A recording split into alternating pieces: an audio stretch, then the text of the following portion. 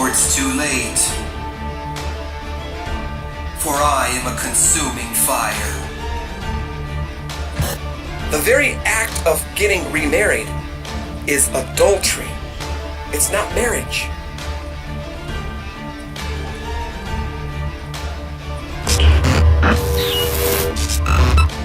The very act of getting remarried is adultery. It's not marriage. Now, stop calling it marriage. You're not remarried, you're in adultery.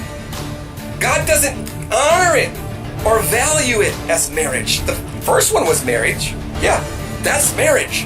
When you give your life and heart and soul to someone and you marry them, it's for life. Life. There's no way out. There's no way out.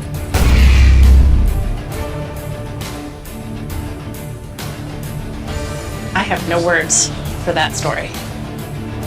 Okay, this is the last one I'm going to say about this for a while. The adultery thing. Listen. There's a difference between a marriage and adultery. And many people are remarried, but they don't have a marriage.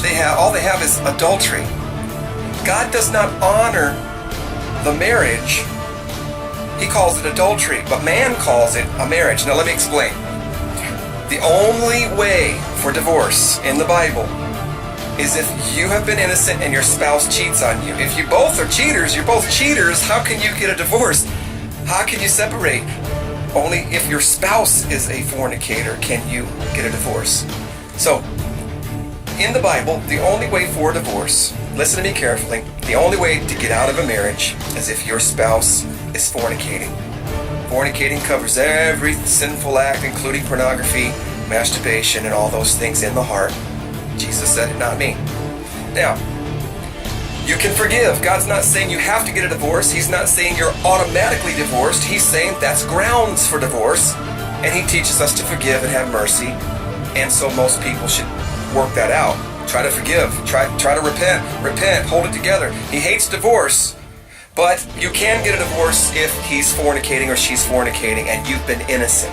You've been innocent. You can't both be cheating on each other and expect to leave your spouse for that reason. It only counts if the one has been cheating on the other, right? Okay. Now, what we have here is we have people that are getting divorced for everything under the sun. Now, Paul talks about separating. Listen to me carefully. Paul says it's okay to separate. A lot of people say, what if he beats me? What if he's abusive? What if he attacks me? He's aggressive. He throws me around. He slaps me around. Yes, get out of the house. Separate. You're still married, spiritually married in God's eyes to an abusive man. Just don't live with him. You can separate. You're not held in bondage in those cases. You can leave. But you're still married to that person. Jesus, His words are not going to be negated. He said only fornication. The rest of it, you have to deal with. Or get out of the house and deal with it that way. Getting out of the house is still a way of dealing with it. You're dealing with it. You're just not physically around that person. If they're a drunk, abusive wife beater or something, you can't be in that situation. Get out. But you're still married. Got it?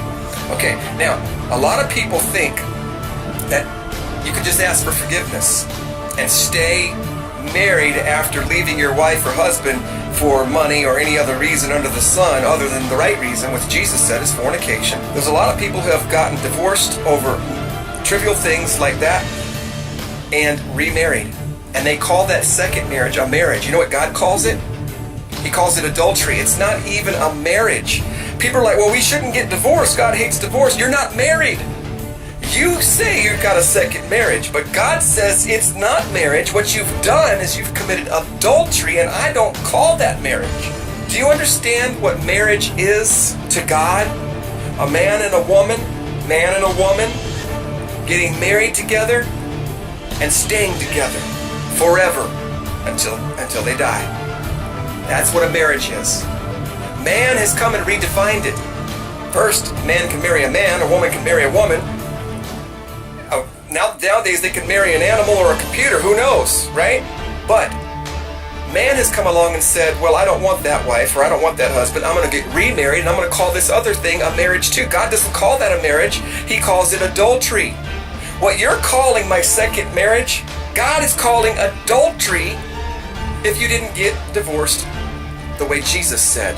Your spouse alone had to commit fornication, not you both. If you both were cheaters, then you're both adulterers and you both need to repent. You can't repent from adultery by going and getting married. Don't you understand that if you were an adulterer in your marriage, that you can't just get out of that marriage and go get into another adulterous marriage and say that that's repenting? Let me say that again. If you're an adulterer in your marriage and you want to repent, then stop committing adultery. Don't go get married to someone else. You got to understand something. Listen to me. The very act of getting remarried is adultery. It's not marriage. Now, stop calling it marriage. You're not remarried. You're in adultery. God doesn't honor it or value it as marriage. The first one was marriage. Yeah, that's marriage. When you give your life and heart and soul to someone and you marry them, it's for life. Life. There's no way out. There's no way out. Unless the one cheated on you. That's it. That's the only way. It's the only way. Now, if he hasn't cheated on you, you can't get out of the marriage. And you can't cheat on him and have him leave you and then think you can go freely get married again. Because you were an adulterer, the only way to repent is to be celibate, to not have sex, to stay celibate and pure before God because you were an adulterer. The solution to adultery is not getting married because that's adultery itself. Do you hear what I'm saying? I'm repeating myself because I know so many of you are not getting it. Your first marriage is the only one God's going to honor. That's it. That's it. Your second marriage that you call a marriage that you did through man's, it's not a marriage. God says if you remarry somebody else, unless they cheated on you, you're committing adultery in that so-called marriage. So, the big question is, what do I do now? Well, you're not married, you're in adultery. What do you think you need to do? You're not in a marriage. You're living in adultery. Adultery. So what do you think you need to do?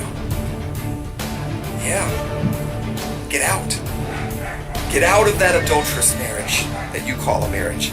Get out of that adultery before judgment comes. I pray you have the courage and the wisdom and the strength to do that. Peace.